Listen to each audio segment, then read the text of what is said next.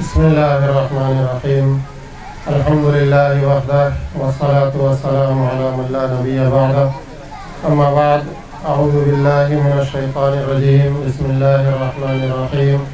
كنتم خير أمة أخرجت للناس تأمرون بالمعروف وتنهون عن المنكر وتؤمنون بالله. صدق الله العظيم. وقال النبي صلى الله عليه وسلم: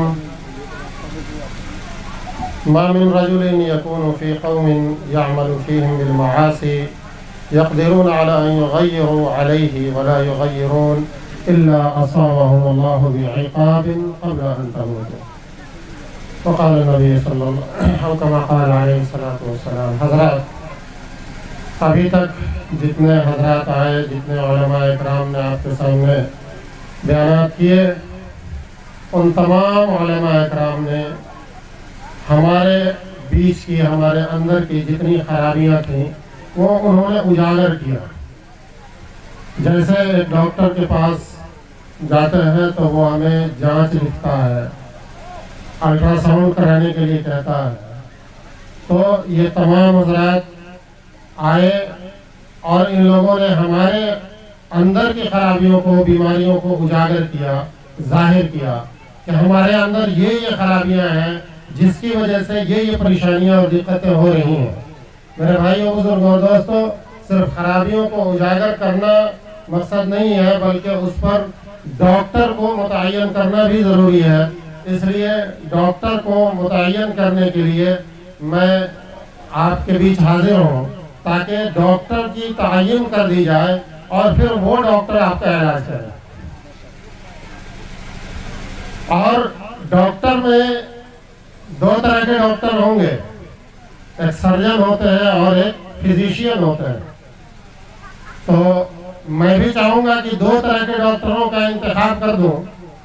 سب سے پہلے ڈاکٹر ہوں گے جو علماء اکرام کی ایک ٹیم ہوگی. میں سمجھتا ہوں کہ یہ جو علاقہ ہے یہ بڑا زرخیز علاقہ ہے.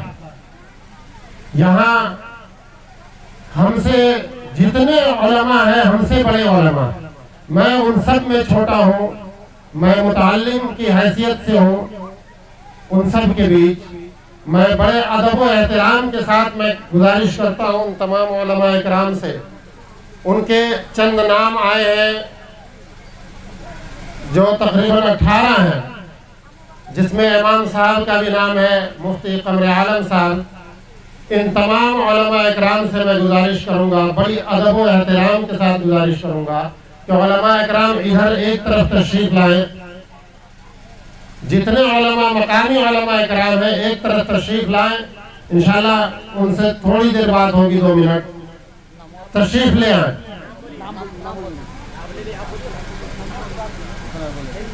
ان میں جناب مفتی قمر عالم صاحب قاسمی، امام و خطیب، بازاری ٹولہ مسجد.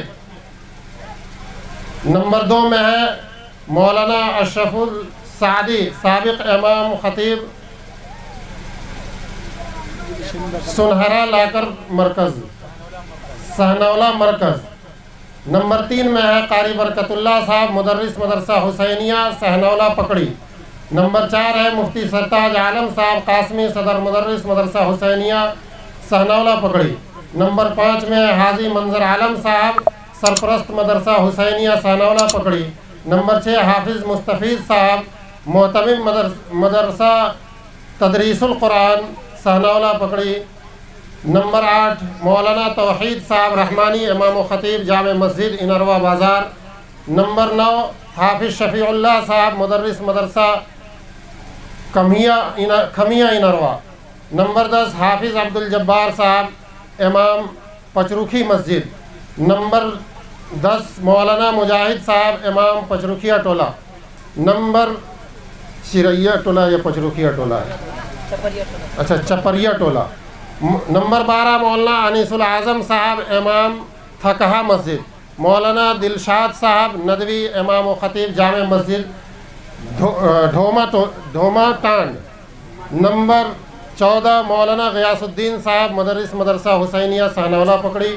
نمبر 15 حافظ عبدالقادر صاحب، سہنولہ بازاری ٹولہ. نمبر 16 حافظ انصار اللہ صاحب، سہنولہ پکڑی. نمبر 17 حافظ حیدر صاحب امام چکرشن مسجد. نمبر 18 حافظ ضیاء الدین صاحب ایکوا پرسونی. یہ تمام حضرات ہمارے بیچ تشریف فرما ہے. میں ان تمام حضرات سے 1-2 منٹ کی باتیں کروں گا. اللہ تبارک و تعالیٰ نے قرآن کریم میں فرمایا کنتم خیر امت اخرجت للناس تأمرون بالمعروف وتنہون عن المنکر وتؤمنون باللہ، کہ اللہ رب العزت نے اس امت کو، پوری امت کو، عام طور سے پوری امت کو اللہ رب العزت نے اس لیے پیدا فرمایا کہ تاکہ یہ برائیوں پر روک تھام کرے، برائیوں کی روک تھام کرے اور بھلائی کا حکم دے. اگر گھر میں ایک بیٹا جو ہے بے نمازی ہے تو باپ کے ذمے یہ فرض ہے کہ وہ بیٹے کو تنبیہ کرے، وہ نماز کا حکم کرے. گھر میں بیوی اگر جو ہے کوئی بے حیائی کا کام کر رہی ہے، کوئی برائی کا کام کر رہی ہے، کسی گناہ میں ملوث ہے، تو یہ شوہر کے ذمے فرض ہے کہ اس بیوی کی وہ تنبیہ کرے اور اس گناہ سے آگاہ کرے اور اس گناہ سے باز رہنے کے لیے اسے حتی الامکان کوشش کرے. یہ شوہر کے ذمے فرض ہے.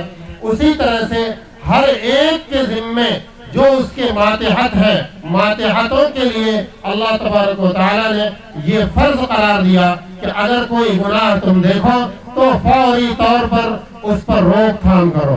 اگر کوئی ایسا فریضہ چھوٹ رہا ہے، کوئی ایسی نیکی چھوٹ رہی ہے جو اللہ تبارک و تعالیٰ نے ہم پر فرض کر رکھا ہے، اگر وہ وہ اگر نہیں ادا ہو پا رہا ہے تو پھر جو ہے اس شخص کے ذمہ یہ ہے کہ اس کو جو ہے تنبیہ کرے کہ نماز فرض ہے، تم نماز چھوڑ رہے ہو، اللہ تبارک و تعالیٰ کا عذاب ہے. اس کے اگر تم نماز نہیں پڑھتے تو اللہ تبارک و تعالیٰ کے ہاں اس کا سخت ترین عذاب ہے اور تم اس میں ملوث ہو سکتے ہو. اس لیے یہ چیزیں یعنی تنہون عن المنکر تأمرون بالمعروف وتنہون عن المنکر، یہ دو چیزیں جو ہے ہر شخص پر جزوی طور پر یا کلی طور پر فرض ہے. اس میں بالعموم سارے حضرات ہیں، پوری امت ہے اور بالخصوص علماء، چونکہ علماء کو اللہ رب العزت نے علم دیا، قرآن کا علم دیا، حدیث کا علم دیا. علماء کے ذمہ یہ ہے کہ اگر پوری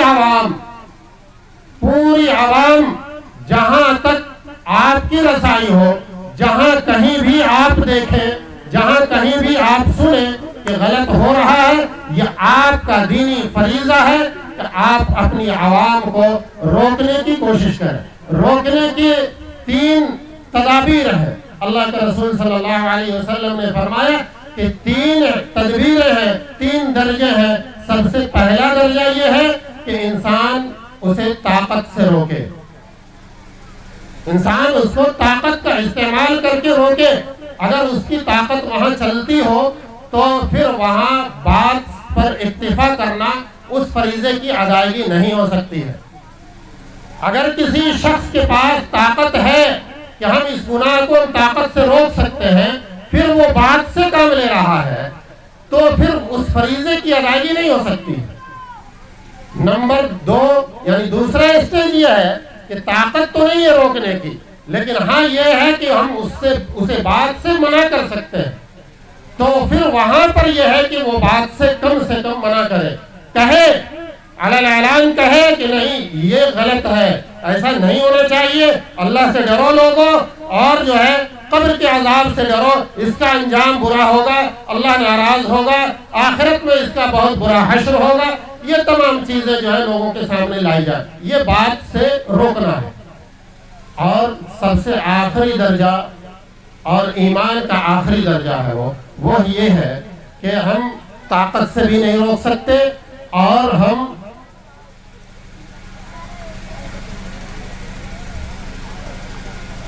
اگر ہم طاقت سے بھی نہیں روک سکتے، بات سے بھی نہیں روک سکتے، تو آخری درجہ یہ ہے کہ دل میں بے چینی ہو، رات کی نیند حرام ہو جائے، دن بھر ہمارا بے چینی کے عالم میں دن کٹے، ہمارے بزنس میں من نہ لگے، دل نہ لگے، ہمارے کاروبار میں دل نہ لگے کہ ہمارے معاشرے میں یہ برائی ہو رہی ہے اور ہم بے بس ہیں، لاچار ہیں.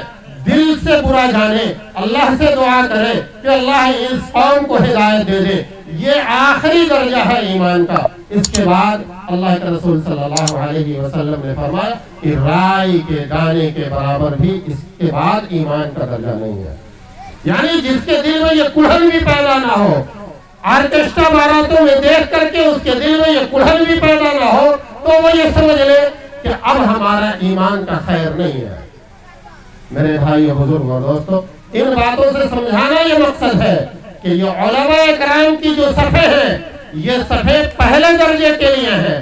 یعنی ان علماء کرام کو اللہ نے علم کی طاقت عطا کیا ہے. اگر یہ علماء کرام بات سے کام لیتے ہیں تو میں اعلان کرتا ہوں کہ انہوں نے اپنے فریضے کی ادائیگی نہیں کی.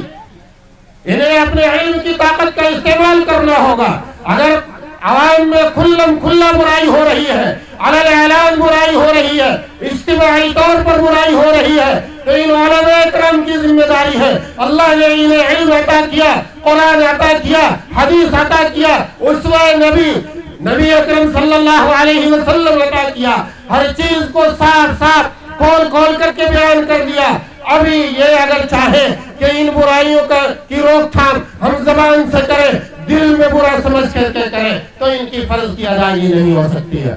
اس لیے یہ جو علماء کرام آپ کو اسٹیج پہ دکھ رہے ہیں, جو ملت ڈیولپمنٹ فاؤنڈیشن کے اراکین ہیں, ذمہ داران ہیں, یہ ان علماء کرام نے انہی بنیادوں پر یہ ٹھانا کہ عوام ہماری ضرورت مند ہے, عوام ہماری مجبوری نہیں, عوام کی مجبوری ہے.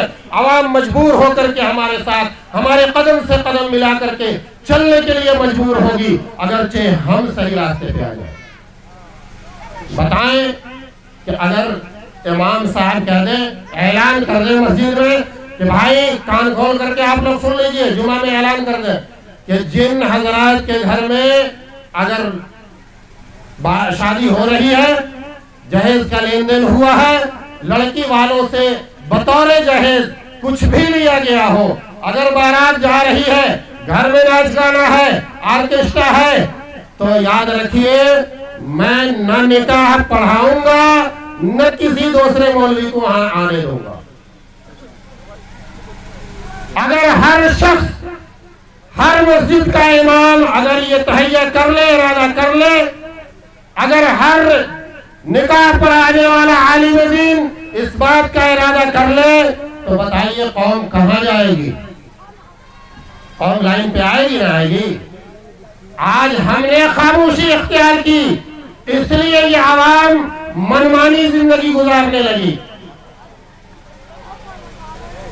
بیٹی کو اور بیوی کو سگریٹ پیتا ہوا یا کوئی ایسی برائی کرتا ہوا آپ نے دیکھ لیا جو سماج میں برا سمجھا جاتا ہے, تو آپ کو بڑا برا لگے گا. یہ تو ہماری ناک کٹا دی, اس نے ہماری عزت نیلام کر دی, یہ سر عام سگریٹ پی رہی ہے. وہی بیٹی غیروں کے ساتھ, نامحرموں کے ساتھ اسکول جا رہی ہے, کالج جا رہی ہے, ٹیوشن جا رہی ہے, اس پر نہ آپ کو شرمندگی محسوس ہوتی ہے, نہ قوم کے لوگوں کو شرمندگی محسوس ہوتی ہے, نہ بھائی کی عزت پہ آنچ آتی ہے, نہ باپ کی عزت پہ آنچ آتی ہے, نہ گھر والوں کی ناک کٹتی ہے. کیوں؟ اس لیے کہ ہم نے سمجھایا ہے معاشرے کو کہ سگریٹ پینا برا ہے, اور ہم نے غیر محرموں کے ساتھ آنا جانا, اٹھنا بیٹھنا, اس پر ہم نے کبھی نکیر نہیں کی.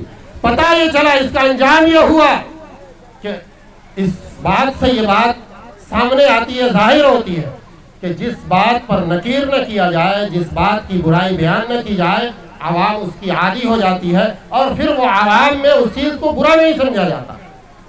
اس لیے عوام کو برائیوں سے روکنے کے لیے علماء کرام کی ذمہ داریاں یہ ہے کہ ہر برائی کو وہ عوام کے سامنے لائے, وہ عوام سے کہے کہ یہ چیز بری ہے, میں آپ کے ساتھ شریک نہیں ہو سکتا. تو سب سے دو طرح کی کمیٹی بنے گی یہاں. پہلی کمیٹی علماء کرام کی ہوگی, چونکہ نرکٹیا گنج آپ سے بہت دوری پہ ہے, اور آپ کے ہاں کام کرنے کے لیے ہم لوگ بارہا نہیں آ سکتے. ہاں البتہ جب ایسی ضرورت پڑے گی ہماری ٹیم کے لوگ آئیں گے، آپ کی امداد کریں گے، لیکن ہر بار ضرورت پڑے تو ہر بار آنا بڑا مشکل ہے. اس لیے بذات خود یہاں علماء کی ایک ٹیم ہوگی جو اس پورے علاقے میں، پورے تھروٹ علاقے میں یہ لوگ کام کریں گے، اور ان سے جو ہے ہم لوگ خبرگیری کرتے رہیں گے، گاہے بگاہے ملاقات کرتے رہیں گے. ملاقات کے ذریعے، فون کے ذریعے سے، واٹس ایپ گروپ کے ذریعے سے یہاں کے حالات سے ہم لوگ باخبر ہوتے رہیں گے کہ آپ نے کہاں تک کام کیا، کہاں تک لوگوں کو کنٹرول کیا، کہاں تک ان برائیوں پر جو ہے آپ نے نکیر کی. ان باتوں سے ہم آگاہ ہوتے رہیں گے. اس لیے علماء اکرام کی کمیٹی یہاں بے حد ضروری ہے. تو سب سے پہلے میں علماء اکرام سے یہ جاننا چاہوں گا کہ کیا علماء اکرام ہمارے اس بات کے لیے تیار ہیں؟ چونکہ کچھ شرائط ہیں اس کے لیے. ان شرائط میں سے یہ ہے کہ ہماری کمیٹی کے جو بھی ممبر بنیں گے وہ کچھ چیزوں کے لیے عہد کرنا ہوگا. نمبر یہ کہ وہ کسی بھی بارات میں شریک نہیں ہوں گے. نمبر 2، اگر وہ غیر شادی شدہ ہیں تو وہ خود بھی بارات نہیں لے جائیں گے، اور وہ خود جو ہے جہیز کا لین دین نہیں کریں گے، اور اپنے گھر میں جہاں تک ہو سکے گا کوشش کریں گے کہ ان خرافات کو ختم کیا جائے. اگر جو علماء اکرام ان باتوں پر تیار ہیں، ان شرائط کو مانتے ہوئے، تو میں ان سے گزارش کروں گا کہ وہ اپنا نام پیش کر دیں اور اپنا ہاتھ اٹھا کر کے اس کی تائید کر دیں، تاکہ ان حضرات میں سے ذمہ دار بنایا جا سکے اور جو ہے ان میں سے پھر جو ہے اراکین بنایا جا سکے. ایک اعلان میں آپ کو کر دوں کہ اب صرف اخیر مقرر حضرت مولانا وسیم صاحب کی بات ہوگی، اور خصوصاً عورتوں کے حوالے سے بھی بات ہوگی. اس لیے مائیں بہنیں ابھی جانے کا ماحول نہ بنائیں، اس لیے کہ ابھی ان کے متعلق خاص بات جو ہے باقی ہے. اس لیے آپ لوگوں سے گزارش ہے کہ تھوڑی سی قربانی اور دے دیں. تو کیا آپ لوگ تیار ہیں؟ سب آدمی تیار ہیں؟ یہ شرائط منظور کر گئے. چلیے اللہ جزائے خیر دے آپ لوگوں کو. تو میں یہ چاہوں گا کہ ان 18 لوگوں میں سے آپ خود جو ہے کسی ایک کو صدر، دوسرے کو نائب صدر، کسی ایک کو ناظم، دوسرے کو نائب ناظم مقرر کر لیں، اور پھر ہمیں آگاہ کر دیں. آپ انشاءاللہ اس حساب سے ہم اپنی ڈائری مینٹین کر لیں گے، اور اس حساب سے ہم پھر جو ہے کام لیتے رہیں گے. یار فہرست کہاں گئی یار؟ ہاتھ میں موبائل کے ساتھ. اچھا ہاں، یہ اس میں سے آپ لوگ جو ہے ایک آدمی کو صدر، نائب صدر، اور پھر جو ہے ناظم اور نائب نظیم، اور باقی حضرات جو ہے اس میں ممبر کی حیثیت سے ہوں گے. یہ آپ لوگ منتخب کر لیں، اور پھر ہمیں آخر میں یعنی نماز بعد بھی دے سکتے ہیں. انشاءاللہ اس حساب سے کام ہو جائے. ہر نام کے نیچے اپنے موبائل نمبر لکھ دیں گے، اور نام کے بغل میں اپنا موبائل نمبر سبھی حضرات واٹس ایپ نمبر ضرور درج کر دیں گے. اب جو ہے دوسری ٹیم ہے عوام کی. عوام میں سے ایسے نوجوان جو بااثر ہوں، یہاں کے جو ہے اہل رسوخ حضرات سے، جن کو اللہ نے دولت سے نوازا ہے، طاقت سے نوازا ہے، ان کا قوم پر اثر ہے، اور قوم میں جو ہے وہ بااثر سمجھے جاتے ہیں، ایسے حضرات آگے آئیں اور جو ہے اس ذمہ داری کو اٹھائیں. چونکہ یہ کام جو ہے خلوص اور للہیت کے ساتھ کرنی ہے. دنیا کا کوئی بھی مفاد اس کام سے جڑا ہوا نہیں ہے. نہ شہرت کی ضرورت ہے، نہ پیسوں کی ضرورت ہے، نہ کسی عہدے کی ضرورت ہے. بس اس کا مقصد یہ ہے کہ اللہ کا دین اس زمین پر نافذ ہو جائے، اللہ کے ماننے والے بندوں پر نافذ ہو جائے. بس یہ مقصد ہے. تو ایسے لوگ اگر تیار ہوں تو میں گزارش کروں گا کہ ایسے لوگ آگے آئیں، سامنے آئیں، اور اپنا نام پیش کریں، اور جو ہے ان کے درمیان ایک کمیٹی کی تشکیل دے دی جائے جو خاص طور سے اس بستی کے لیے ہوگی، اور اس بستی کے افراد پر، اس بستی کے ماحول پر جو ہے وہ کنٹرول کریں گے. ایسے حضرات میں گزارش کروں گا کہ وہ سامنے آئیں، تشریف لائیں. آئیے ماشاءاللہ، آ جائیے، سامنے آ جائیے، آگے آ جائیے. ماشاءاللہ نام لکھ لیجئے حضرات کا. نوجوان حضرات تشریف لائیں، بااثر بارسوخ لوگ تشریف لائیں، جو اہل ثروت ہیں، جن کو اللہ نے اثر دیا ہے، وہ لوگ تشریف لائیں، اور جو ہے आगे बढ़े इस काम के लिए।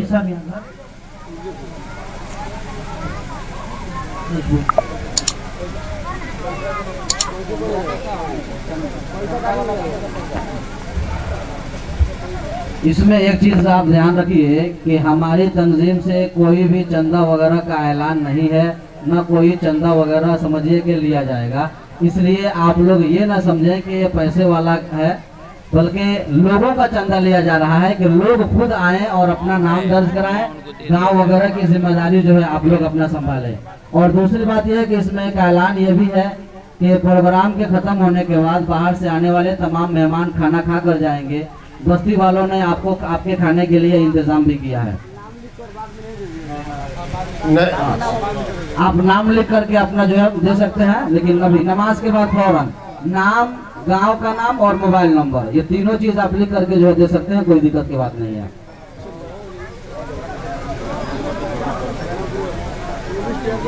एक मजमे से एक सवाल आया है कि अगर लड़की वाले अपने खुशी से गाड़ी दे रहा हो तो क्या करें।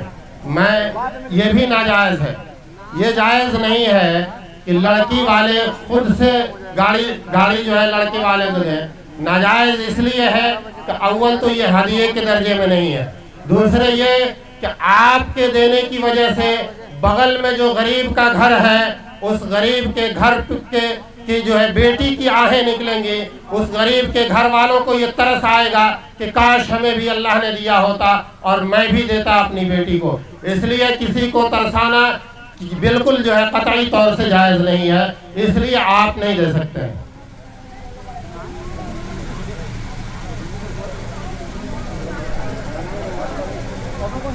एक सवाल और आया है कि अगर लड़की वाला फरमाइश करे कि बारात आनी चाहिए तो क्या किया जाए। तो क्या लड़की वाले की तरफ से अगर ये बात आ जाए कि आ जाइए आप सब लोग, हम लोगों ने खिंजीर का गोश्त बनवाया है, तो भी तैयार हो जाएंगे शायद हम लोग। हराम तो कभी भी हराम है ना भाई, चाहे वो खुशी से खिलाएं तो और चाहे मजबूरी में खिलाएं तो।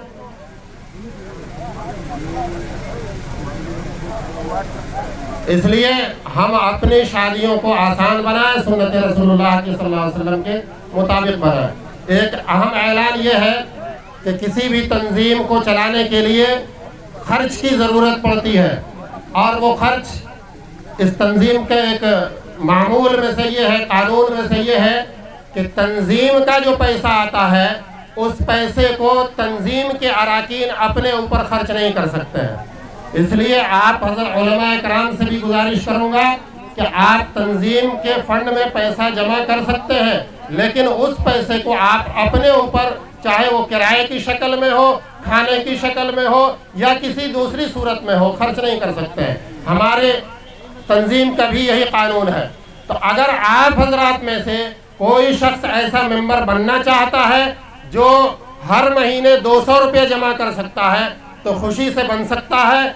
अगर खुशी से बन सकता है तो ठीक है, वरना अगर इस पूरे मजमा से एक भी शख्स ना उठे तब भी हमें दिल में कोई कलक नहीं है, क्योंकि उस पैसे से हम लोग दीगर मफाद के काम करते हैं। जैसे कोई गरीब बच्ची है, अगर शादी की ज़रूरत है तो उसकी भी इमदाद होती है, या फिर जो है तंजीम के दूसरे कामों पे खर्च होता है, जैसे वेबसाइट तैयार हो रहा है, या फिर जो निकाहनामा छपना बाकी है। ऐसा निकाहनामा छपने की तैयारी चल रही है जिसमें बाज़ाब्ता एक कॉलम होगा, एक खाना होगा जिसमें इकरारनामा लिया जाएगा लड़के के वालिद से कि ये मैं इकरार करता हूँ कि मैंने इस शादी के अंदर किसी तरह का कोई लेन देन नहीं किया है। वहाँ इकरार करने के बाद नीचे सिग्नेचर करेंगे, तब निकाह पढ़ाया जाएगा। बाज़ाब्ता निकाहनामे में ये एक कॉलम होगा, और फिर ये निकाहनामा ऑनलाइन भी होगा, वेबसाइट पे अपलोड किया जाएगा।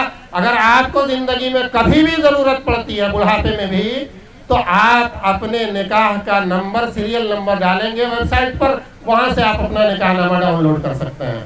बस मैं इन्हीं चंद बातों पे अपनी बात ख़त्म करता हूँ। वमा अलैना इल्लल बलाग व आखिरु दावाना अनिल हम्दुलिल्लाहि रब्बिल आलमीन। अल्लाह रब्बुल इज़्ज़त हम सबको कहने सुनने से ज़्यादा अमल की तौफीक अता फरमाए, खुलूस की दौलत से हम सबको माला माल फरमाए। वमा अलैना इल्लल बलाग।